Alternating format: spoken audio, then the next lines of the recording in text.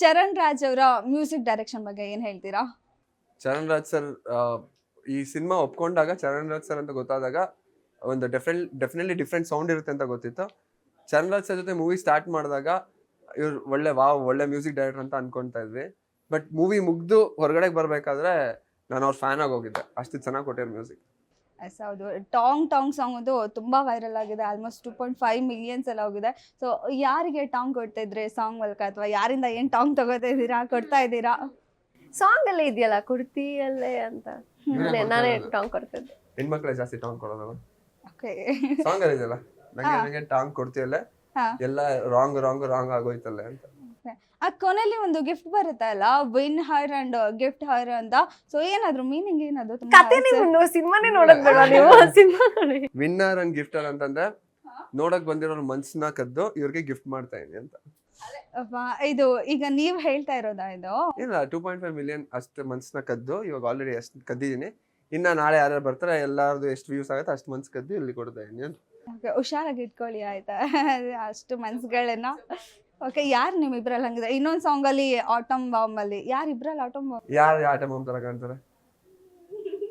ಅವ್ರ ಹುಡ್ಗಿ ಅವರು ಅಲ್ಲ, ಫಸ್ಟ್ ಆಫ್ ಆಲ್ ಅವ್ರ ಹುಡ್ಗಿ ಅಂತ ನೀನಲ್ಲಿ ಕುತ್ಕೊಂಡು ಯಾರ ಕಾಣ್ತಾರೆ ಅಂತಂದ್ರೆ ಆಬ್ವಿಯಸ್ಲಿ ಈಗ ಸಾಂಗ್ ಅಲ್ಲೇ ಇದೆಯಲ್ಲ, ಅಲ್ಲ ಆ ತರ ಕೇಳಿದೆ.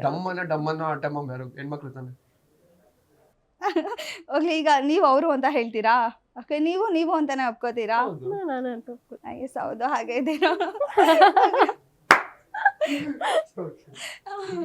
ಇನ್ನೊಂದ್ ಸಾಂಗ್ ಅಲ್ಲಿ ಕೂಡ ಅದೇ, ನಾನೇ ಕೃಷ್ಣ ನಾನೇ ಶ್ಯಾಮ ನೀವೇ ಕೃಷ್ಣನಾ?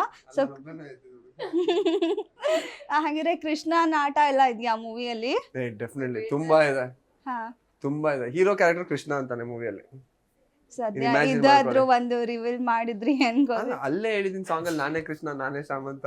ರಿವೀಲ್ ಏನ್ ಬಂತಿದ್ದಲ್ಲ ಇದು. ಓಕೆ, ನಿಮ್ದು ಸೆಕೆಂಡ್ ಮೂವಿಯಲ್ಲಿ ತುಂಬಾ ದೊಡ್ಡ ಸ್ಟಾರ್ ಕ್ಯಾಸ್ಟ್ ಇದೆ. ರಘು ಮುಖರ್ಜಿ ಸರ್, ಛಾಯಾ ಸಿಂಗ್ ಮ್ಯಾಮು, ಮತ್ತೆ ಅಚ್ಯುತ್ ಸರ್, ಇವ್ರದೆಲ್ಲ, ಪ್ರಮೋದ್ ಶೆಟ್ಟಿ ಸರ್, ಇವ್ರ ಜೊತೆ ಎಲ್ಲ ಆಕ್ಟ್ ಮಾಡಿದ್ದು ಎಷ್ಟು ಖುಷಿ ಇದೆ. ಸೊ ಹೇಗೆ ಅನಿಸ್ತು ಇಷ್ಟು ದೊಡ್ಡ ಸ್ಟಾರ್ ಕ್ಯಾಸ್ಟ್ ಜೊತೆ ಆಕ್ಟ್ ಮಾಡಿದ್ದು? ಫಸ್ಟ್ ದಿನಕರ್ ಸರ್ ಮೂವಿ ಅಂದ್ರೆ ಹೆಂಗೆ ಅಂದ್ರೆ ಒಂದು ಲೈಕ್ ತಾರಾಂಗಣ ಅಷ್ಟು ದೊಡ್ಡದಿರುತ್ತೆ, ಎಲ್ಲ ಆರ್ಟಿಸ್ಟ್ ತುಂಬಾ ದೊಡ್ಡವ್ರು ಇರ್ತಾರೆ. ಸೊ ಅವ್ರ ಜೊತೆ ಸ್ಕ್ರೀನ್ ಸ್ಪೇಸ್ ಶೇರ್ ಮಾಡ್ತಿರೋದೇ ಒಂದು ವಾವ್ ಥಿಂಗ್. ಯಾಕಂದ್ರೆ ತುಂಬಾ ಕಲಿಯೋದಿರುತ್ತೆ ಅಂಡ್ ಒಂದ್ ಗುಡ್ ಅಲ್ಲ ಅಂದ್ರೆ ಎಲ್ಲ ಹೊಳಪುಗಳ ಮಧ್ಯೆ ಅದನ್ನ ನಾವು ಒಂದ್ ಸ್ವಲ್ಪ ಹೊಳಪು ತರ ಕಾಣ್ಬೋದಂತ. ಏನಾದ್ರೂ ಒಂದು ಮೂಮೆಂಟ್ ಯಾರ ಜೊತೆ ಆದ್ರೂ ಸೀನಿಯರ್ ಆಕ್ಟರ್ ಜೊತೆ ಏನಾದ್ರೂ ಒಂದು ಮೆಮೊರೇಬಲ್ ಮೂಮೆಂಟ್ ಆಗಿದ್ದು, ಅಥವಾ ಅವ್ರದ್ದೊಂದು ಏನಾದ್ರೂ ಗೈಡೆನ್ಸ್ ಕೇಳಿದ್ದು ಅಂತ ಯಾವ್ದಿದೆ? ಅಲ್ಲ ಅಂದ್ರೆ ಮೆಮೊರೇಬಲ್ ಮೂಮೆಂಟ್ ಅಂತಂದ್ರೆ ಎವ್ರಿ ಡೇ ನಂಗೆ ಸ್ಪಾಟ್ ಅಲ್ಲಿ ಎವ್ರಿ ಸೆಕೆಂಡ್ ಅಲ್ಲೇ ಐ ಮೀನ್ ಒಂದ್ ತಿಂಗು ಲೈಕ್ ತುಂಬಾ ಮೆಮೊರಿಲಿ ಉಳ್ಕೊಳ್ಳೋಂಥ ಮೆಮೊರೀಸೇ ಇರೋದು. ಅದರಲ್ಲಿ ಬೆಸ್ಟ್ ಅಂತಂದ್ರೆ ಈ ಮೂವಿಗೆ ಒಂದು ಫ್ಲಾಶ್ ಕಟ್ ಅಲ್ಲಿ ಏನೋ ಒಂದಷ್ಟು ಇರುತ್ತೆ. ಅವಾಗ ನಾನು ಲೈಕ್ ಈ ಮೂವಿಯಲ್ಲಿ ಛಾಯಾ ಸಿಂಗ್ ಮ್ಯಾಮ್ ಬಂದು ನನ್ನ ಅಮ್ಮ ರೋಲ್ ಮಾಡ್ತಾ ಇರೋದು. ಸೊ ಅದಕ್ಕೆ ನಾನು ಫುಲ್ ಸಣ್ಣ ಆಗಿ ಒಂದು 10 kg ರಿಡ್ಯೂಸ್ ಮಾಡಿ ಮೀಸೆಗಡೆಲ್ಲ ಶೇವ್ ಮಾಡಿ ಹಳೆ ಚಿಕ್ಕ ಹುಡುಗನ್ ತರ ಆಗಿದ್ರಾ? ಓಕೆ, ಅದೇ ತರ ಅವ್ರ ಜೊತೆ ಒಂದು ಎನಾಕ್ಟ್ ಮಾಡಿದ್ವಿ ಸೀನು.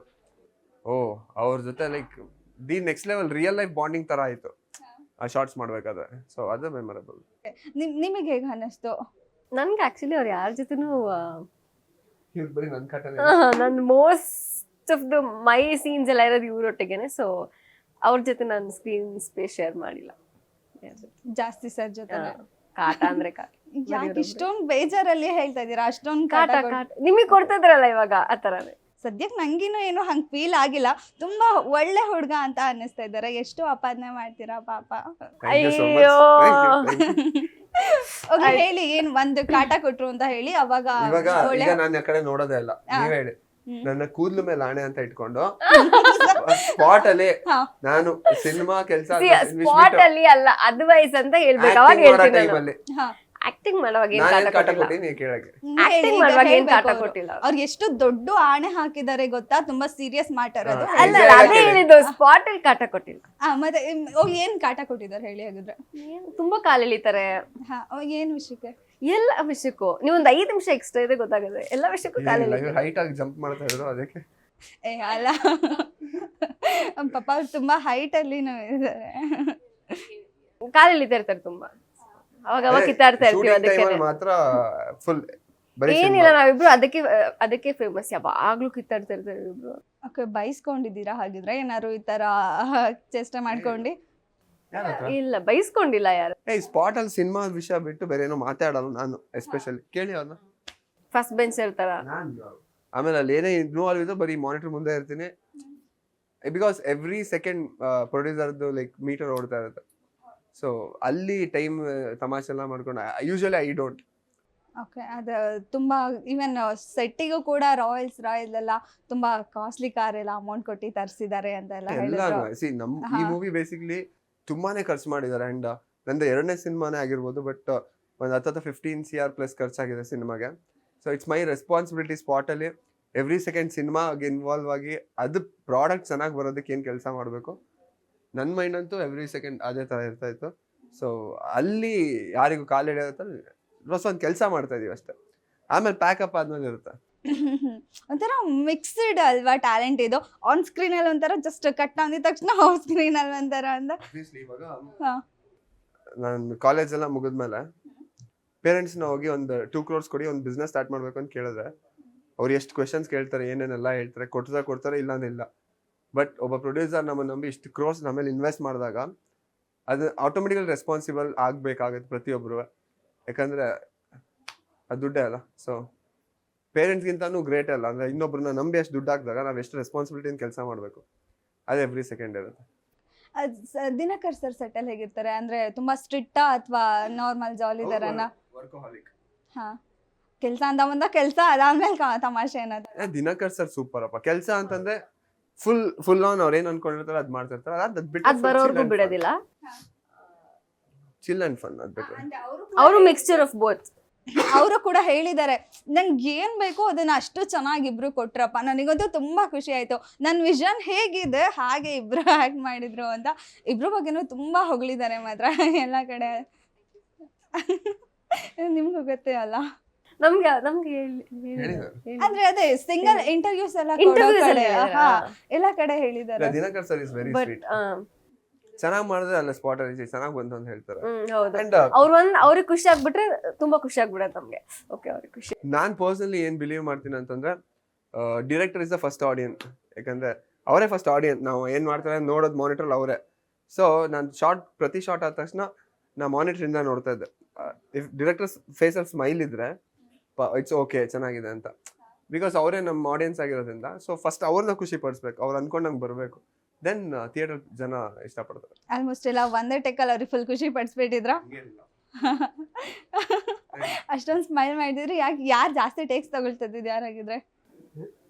ಜಾಸ್ತಿ ಟೇಕ್ ಅಂದ್ರೆ ನನ್ನ ಕ್ಯಾರೆಕ್ಟರ್ ಅಲ್ಲಿ ತುಂಬಾ ಬೇರೆ, ಅಂದ್ರೆ ಇವ್ರ ಕ್ಯಾರೆಕ್ಟರ್ ಅಲ್ಲಿ ತುಂಬಾ ವೆರೈಟಿ ಇದೆ. ಅಂದ್ರೆ ಅದು ಸ್ವಲ್ಪ ಆ ಡ್ರಾಮಾ ತುಂಬಾ ಇದೆ. ಸೊ ಅದು ಇವರೆಲ್ಲ ರಿಹರ್ಸ್ ಮಾಡಕ್ಕೆ ಸ್ವಲ್ಪ ಟೇಕ್ಸ್ ಜಾಸ್ತಿ ಆಗ್ತಾ ಇತ್ತು ಅಷ್ಟೇ. ಬಟ್ ಅದರ್ವೈಸ್ ಎಷ್ಟು ಅಂದ್ರೆ ನೀವು ಕೇಳ್ತಾ ಇದ್ರಿ ಅಲ್ಲ ಬ್ರೋ, ಲೈಕ್ ಸರ್ ಹಿಂಗ್ ಮಾಡ್ಲಾ ಹಂಗ್ ಮಾಡ್ಲಾ ಅಂತ. ಸೊ ಅದ್ರಲ್ಲಿ ಕೆಲವು ಟೇಕ್ಸ್ ಆತರ ಮಾಡಿಲ್ಲ. ಆತರ ಆಗಿರೋದು ಒಂದೇ ಡೈಲಾಗ್, ಒಂದೇ ಸೀನ್, ಅದ್ ನಾನ್ ಮಾಡೋದು. ಇಡೀ ನೈಟ್ ಇಂಟರ್ವೆಲ್ ಸೀನ್ದು ಇಡೀ ನೈಟ್ ಅದಿಷ್ಟು ನನಗೆ ಬೇಸಿಕ್ಲಿ ನಾನು ಮಾಡಿರೋ ಎಲ್ಲಾ ಸಿನಿಮಾಗಳಲ್ಲೂ ಚಿಕ್ಕ ಡೈಲಾಗ್ಸ್ ಇರುತ್ತೆ. ಆಮೇಲೆ ನಿನ್ ಕೌಂಟರ್ ಕೊಡೋ ತರ ಡೈಲಾಗ್ಸ್, ನೀನ್ ಮಾತಾಡೋ ನಾನ್ ಮಾತಾಡ್ತೀನಿ. ಈ ಹೀರೋಸ್ ಅಂದ್ರೆ ಹೆಂಗಂದ್ರೆ ಅವ್ರಿಗೆ ಡೈಲಾಗ್ಸ್ ಇರುತ್ತೆ, ಹೀರೋಯಿಸಮ್ ಮಾತಾಡಲ್ಲ, ಹಂಗ ಆತರ ಮಾಡಿ ಅಭ್ಯಾಸ ಇರಲಿಲ್ಲ.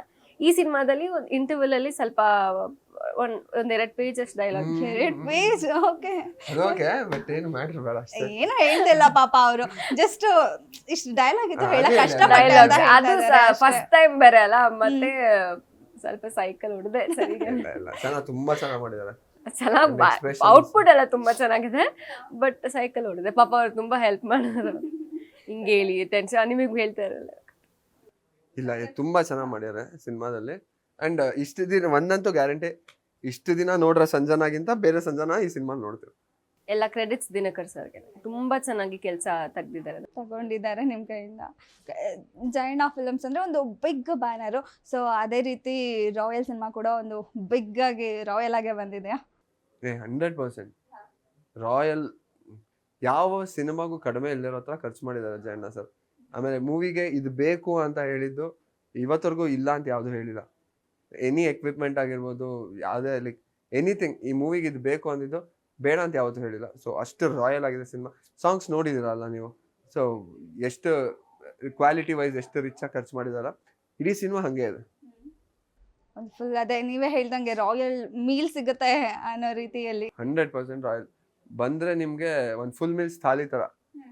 ಲವ್ ಬೇಕಾದವ್ರಿಗೆ ಲವ್ ಇರುತ್ತೆ, ಎಮೋಷನ್ ಬೇಕಾದವ್ರಿಗೆ ಎಮೋಷನ್ ಇರುತ್ತೆ, ಆಕ್ಷನ್ ಬೇಕಾದವ್ರಿಗೆ ಆಕ್ಷನ್ ಇರುತ್ತೆ. ಯಾವ್ದು Family- ರಾಯಲಿಟಿ ಜಾಸ್ತಿ ಇದೆ? ಎಲ್ಲ ಇದೆ. ಈಕ್ವಲ್ ಸೇಮ್ ನಿಮ್ಗೆ ಏನೇನ್ ಬೇಕು ನೀವು ಎಂಟರ್ಟೈನ್ಮೆಂಟ್ ಎಂಟರ್ಟೈನ್ಮೆಂಟ್.